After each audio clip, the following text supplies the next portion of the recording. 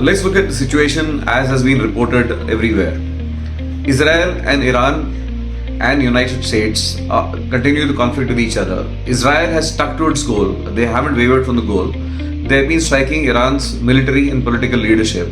They've even struck the Assembly of Experts, which is the clerical body responsible for electing Iran's next supreme leader. Targeting by Israel is so specific that they're even afraid to nominate the next successor in public because he will be targeted and eliminated. So the end game appears to be that there is nobody left at the end of the table as far as negotiation is concerned. Who will represent Iran? Now that's a question. The United States again has been clear, it's been playing its part in terms of its military strategy. They've taken down the Iranian Navy, that's a claim they've repeatedly made. They've attacked nuclear facilities. They've gone on to even use B-2 Spirit bombers and drop the heavy munitions, the bunker busters, so that Iran does not really have any capacity left to produce and enrich uranium and eventually the bomb, which is what this battle is essentially all about. Now, Iran has responded differently. It's leaned heavily on asymmetric warfare. Typically, drones have been leading the barrage. They've been attacking multiple sites and multiple bases of the United States across the Gulf. And this theory has proved vital as far as if you look at a parallel between Russia and Ukraine as well. Drones are an inexpensive way of saturating the air defense systems, the expensive air defense systems of Israel and the United States. And eventually the idea is to exhaust them at a far lower cost to themselves and then unleash their barrage of missiles which have the ability to scale from range X to range Y. So eventually the situation is where this is at ostentatiously. This is how it looks like. The real battle may not be land or even air. The real battlefield is the Hormuz Strait, a narrow 21-mile stretch which roughly handles about 1/5 of the world's oil supply. Now look at what is happening in the strait. From the time the escalation has gone beyond the initial plans, tankers have refused to pass through the strait given obvious threats of attacks. The real disruption is not missiles or even mines. The real disruption is the collapse of the insurance market. Most major maritime insurers, including Lloyd's of London, which has a large market share as far as underwriting tanker shipments are concerned, has either withdrawn their coverage or they have hiked up the war premium, making the cost equation contestable, and people are reviewing their buying decisions. The United States have made an interesting move. They have asked their homegrown Defense Finance Corporation to step in and provide guarantee in terms of insurance so that the tankers can start passing through even at the risk that is associated. And they've also undertaken the responsibility to escort the oil supplies with their navy. Now, this really makes Hormuz the absolute critical factor in this whole battle game. The global consequences in terms of energy and its prices and having a spiral effect in the economy could be enormous. The energy markets are already showing signs of stress. All indications are that if the conflicts continue, the oil prices could go up to $150 a barrel. This itself puts the world economy in stress. Qatar, which is the largest supplier of LNG, almost 20% of the world supplies from Qatar, has taken multiple hits. It shut down all its production for safety reasons. If the crisis continues, Qatar is on record to say that if this continues for a few more weeks, the prices could shoot up to $40 per British million thermal units. Now, the ripple effects of these prices, it's the next oil shockwave that is developing. Therefore, the duration of the war and the economic ripples it has on the world order, both in terms of energy market sighting from oil and the gas perspective, are already at the center table of every discussion the world over. This brings us to the real question. Is the conflict really about Iran for the United States, or is it about China? China has long been buying a large part of its oil needs from Venezuela and Iran. Venezuela is now firmly with the United States in its pockets through all the means that we all know they use. That leaves Iran. And China has always been buying oil from Iran as well as Venezuela and settling the trade in Chinese yuan. Now this directly challenges the petrodollar system.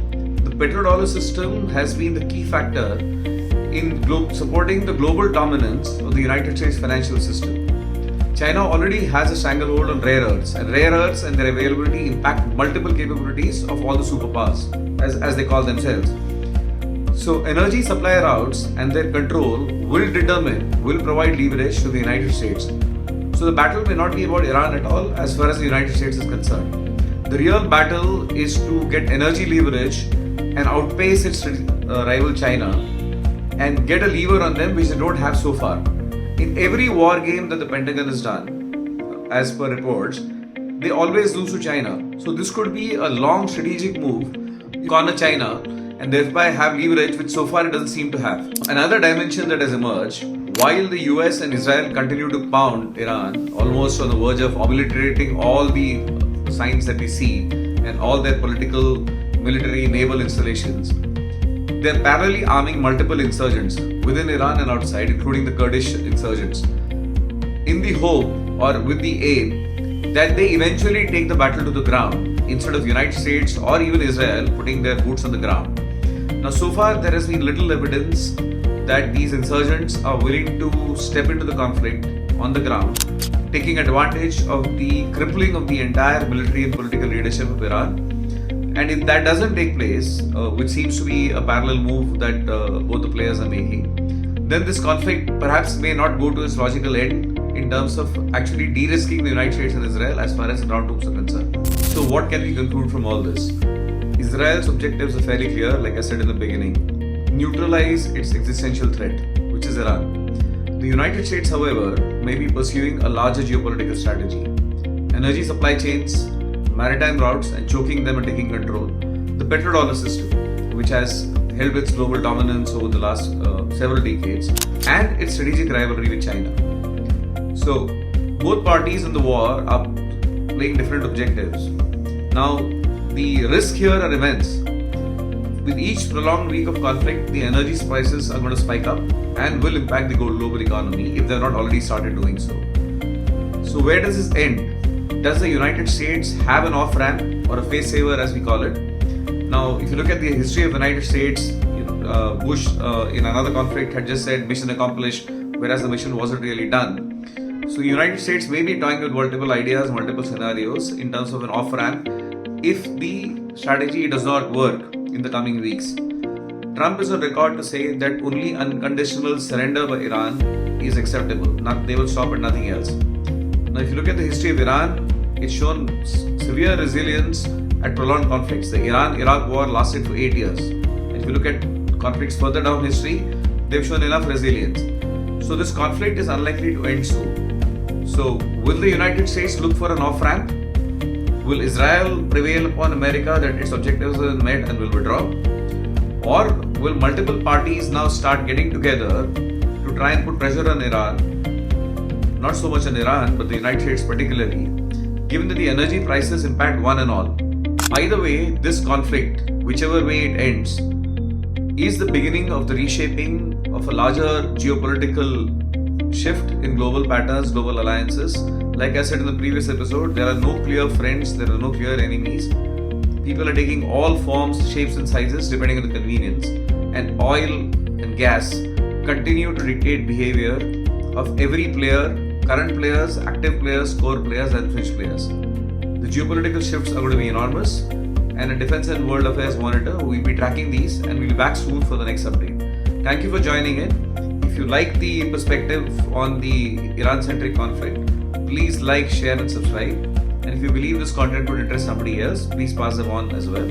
Any comments, any feedback are most welcome. Would be happy to factor them. Thank you again for watching.